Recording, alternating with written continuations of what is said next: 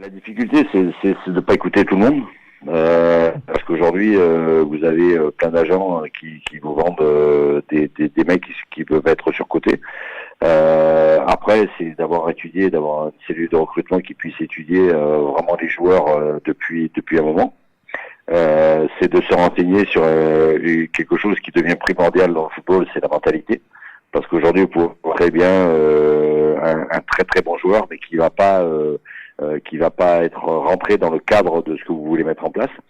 Et puis je dirais qu'aujourd'hui, c'est pas recruter des individualités, c'est recruter une complémentarité. Vous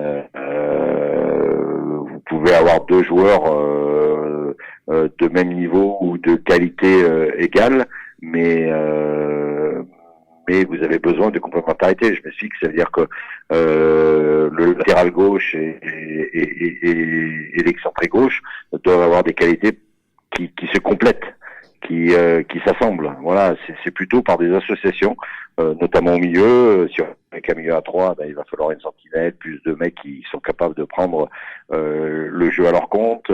Si on veut 2-6, il va falloir qu'il y en ait un qui se projette plus vers l'avant, un qui soit beaucoup plus défensif. Voilà, c'est arriver à faire une alchimie entre ce qu'on veut mettre en place.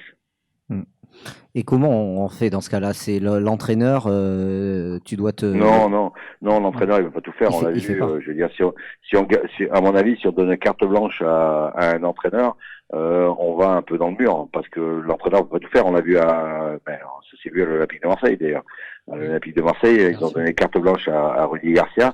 Je pense pas que ce soit la bonne solution. Je pense qu'il faut des garde-fous pour un entraîneur. Il faut des hommes qui soient faits pour ça, qui sont capables d'étudier. L'entraîneur donne des profils bien précis. Après, on doit lui donner 3 à 4 choix. Et après discussion et après, je veux dire, conciliabule, eh ben, on choisit celui qui, à mon avis, est le plus intéressant pour le club. Que ce soit, mais je pense que c'est une décision collective qui doit être prise dans ce sens-là. Et puis, je pense que voilà, aujourd'hui, avoir des avis divergents permet d'éviter les erreurs.